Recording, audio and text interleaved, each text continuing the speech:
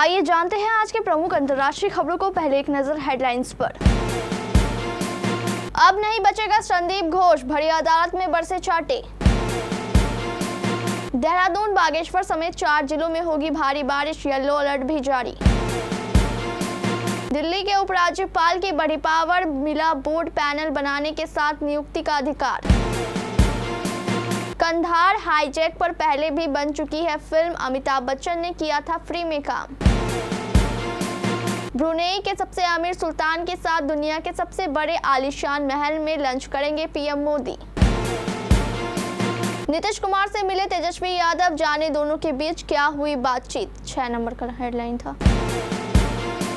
रूस ने यूक्रेन पर बोला बड़ा हमला, बैलिस्टिक मिसाइल अटैक में 51 लोगों की मौत। प्रधानमंत्री नेतन्याहू के खिलाफ अपने ही लोग सड़क पर क्यों उतरे। शाहरुख या रजनीकांत नहीं, ये है 200 करोड़ रुपए फीस चार्ज करने वाले देश के सबसे पहले एक्टर। और पाकिस्तान को हराने के बाद बांग्लादेश के कप्तान नजमुल हसन शांतु का बड़ा बयान। भ्रष्टाचार के आरोप में गिरफ्तार आरजीकर मेडिकल कॉलेज के पूर्व प्रिंसिपल संदीप घोष के बुरे वक्त शुरू हो गए हैं। सोमवार को सीबीआई ने उसे गिरफ्तार किया था। गिरफ्तारी के दूसरे दिन मंगलवार को उसे दोहरी मार पड़ी। पश्चिम बंगाल के स्वास्थ्य विभाग ने मंगलवार को उसे निलंबित कर दिया। इस बीच मंगलवार को उसके साथ एक और अप्रिय घटना घटी। उसे कोर्ट में पेश किया जा रहा था, तभी भरी अदालत में जनता ने चाटों से उनका अभिवादन किया। भीड़ ने उस पर खूब चाटे बरसाए। जूनियर डॉक्टरों ने पहले भी संदीप घोष को निलंबित करने की मांग की थी। उस समय राज्य सरकार ने विपक्षी दलों की ऐसी मांगों पर ध्यान नहीं दिया था। मौसम विज्ञान केंद्र ने देहरादून, बागेश्वर, नैनीताल और चंपावत जिले के कुछ हिस्सों में तेज बारिश का येलो अलर्ट जारी किया है। अन्य जिलों में मौसम शुष्क रहेगा। मैदानी क्षेत्रों में तेज धूप खिलने के कारण तापमान में बढ़ोतरी होने की संभावना है, जिससे उमस भरी गर्मी परेशान कर सकती है। इन दिनों उत्तराखंड में बारिश का क्रम धीमा पड़ गया है। मैदानी क्षेत्रों में खिल रहे झटक धूप के कारण गर्मी परेशान कर रही है। वहीं पर्वतीय क्षेत्रों में भूस्खलन की घटनाओं में कमी नहीं आ रही है। उत्तरकाशी के वरुणावत पर्वत से एक बार फिर भूस्खलन होने के कारण लोग दहशत में आ गए हैं और अपने घरों को छोड़कर भाग गए। दिल्ली के उपराज्यपाल को पावर बढ़ा दिया गया है। राष्ट्रपति ने दिल्ली के उपराज्यपाल को संसद से पारित किसी भी कानून के तहत दिल्ली सरकार पर लागू किसी भी प्राधिकरण, बोर्ड, आयोग या वैधानिक निकाय का गठन करने की शक्तियां सौंपी है। गृह मंत्रालय MHA ने मंगलवार 3 अगस्त को नोटिफिकेशन जारी करके इसकी जानकारी दी। एक राजपत्र अधिसूचना में गृह मंत्रालय ने कहा, राष्ट्रीय राजधानी दिल्ली शासन अधिनियम 1991 की धारा 45D के साथ पठित संविधान के अनुच्छेद 239 के खंड 1 के अनुसरण में राष्ट्रपति एतद्वारा निर्देश देते हैं कि राष्ट्रीय राजधानी क्षेत्र के उपराज्यपाल राष्ट्रपति के नियंत्रण के अधीन रहते हुए अगले आदेश तक किसी प्राधिकरण, बोर्ड, आयोग या किसी वैधानिक निकाय, चाहे उसे किसी भी नाम से पुकारा जाए, के गठन के लिए या ऐसे प्राधिकरण, बोर्ड, आयोग या किसी भी वैधानिक निकाय में किसी सरकारी अधिकारी या पदेन सदस्य की नियुक्ति के लिए उक्त अधिनियम की धारा 45D के खंड 1 के तहत राष्ट्रपति की शक्तियों का प्रयोग करेंगे। नेटफ्लिक्स पर रिलीज हुई multi starrer release IC 814 the Kandahar hijack सुर्खियों में बनी हुई है। विजय वर्मा, नसीरुद्दीन शाह, पंकज कपूर और मनोज पाहवा जैसे कमाल के कलाकारों से भरी इस सीरीज को बढ़िया रिव्यू मिले हैं। हालांकि शो में हाईजैकर्स के नाम भोला और शंकर बताने पर विवाद खूब हुआ, लेकिन क्या आपको पता है कि IC 814 द कंधार हाईजैक पर फिल्म बन चुकी है। डायरेक्टर अनुभव सिन्हा की रिलीज में 1999 में हुए IC 814 फ्लाइट के हाईजैक की कहानी को दिखाया गया है। इस दौरान एक भारतीय विमान को नेपाल के काठमांडू से हाईजैक करने के बाद अलग अलग लोकेशन पर लैंड करवाया गया था। अंत में यह अफगानिस्तान के कंधार पहुंच गया था। साल 2010 में इस पूरे वाकया पर एक मलयालम फिल्म बनी थी, जिसमें अमिताभ बच्चन ने काम किया था।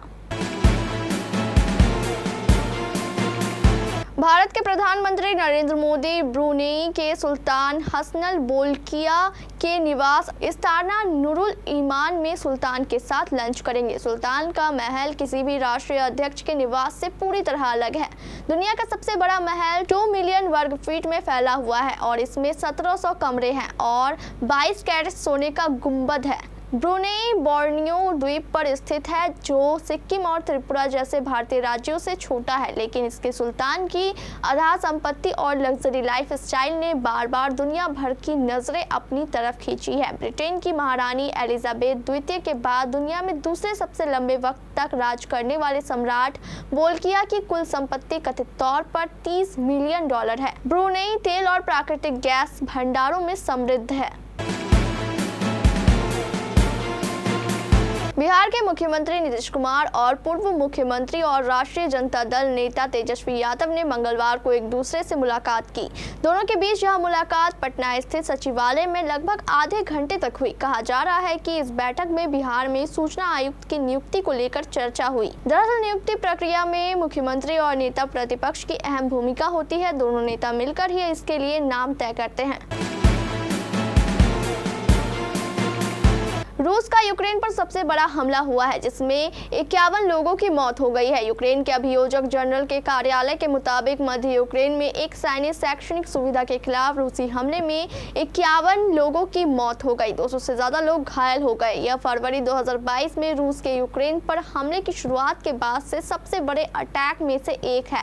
यूक्रेनी राष्ट्रपति जेलेंस्की ने कहा कि शुरुआती जानकारी से संकेत मिलता है कि 2 बैलिस्टिक मिसाइलों ने मंगलवार सुबह पोल्टावा शहर और पास के एक अस्पताल पर हमला किया। जेलेंस्की ने एक बयान में कहा, हम दुनिया में हर उस व्यक्ति से बार बार कहते हैं जिसके पास इस आतंक को रोकने की ताकत है। यूक्रेन में वायु रक्षा प्रणालियों और मिसाइलों की जरूरत है, न कि किसी गोदाम में। पोल्टावा क्षेत्र के सैन्य प्रशासन के प्रमुख फिलिप प्रोनिन ने टेलीग्राम पर मृतकों की संख्या की घोषणा करते हुए कहा कि बचाव दल घटनास्थल पर मलबे को हटाना और खोजना जारी रखे हुए है। उन्होंने कहा कि अधिकारी मानते हैं कि मलबे में 18 लोग और दबे हो सकते हैं।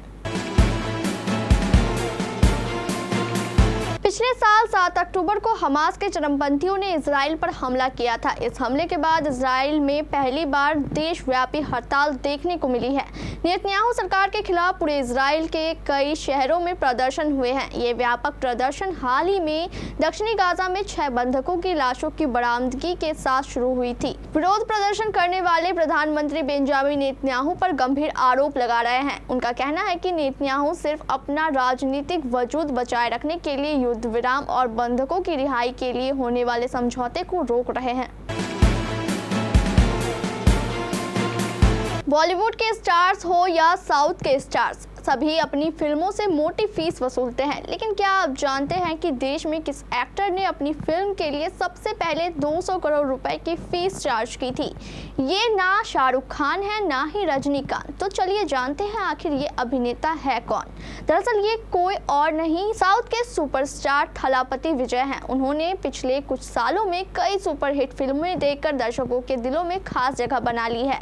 उनकी आगामी film the greatest of all time इस साल की मोस्ट अवेंटेड फिल्मों में से एक है। ये फिल्म वर्ल्ड वाइड 5 सितंबर को रिलीज होगी। वेंकट प्रभु द्वारा निर्देशित इस फिल्म में थलपति विजय, प्रशांत, प्रभुदेवा, मोहन और जयराम महत्वपूर्ण भूमिकाओं में है। विजयकांत भी AI की मदद से एक कैमियो में नजर आएंगे। बांग्लादेश ने पाकिस्तान को दूसरे टेस्ट में 6 विकेट से हराकर इतिहास रच दिया। बांग्लादेश ने पाकिस्तान के खिलाफ पहली बार टेस्ट सीरीज जीती है।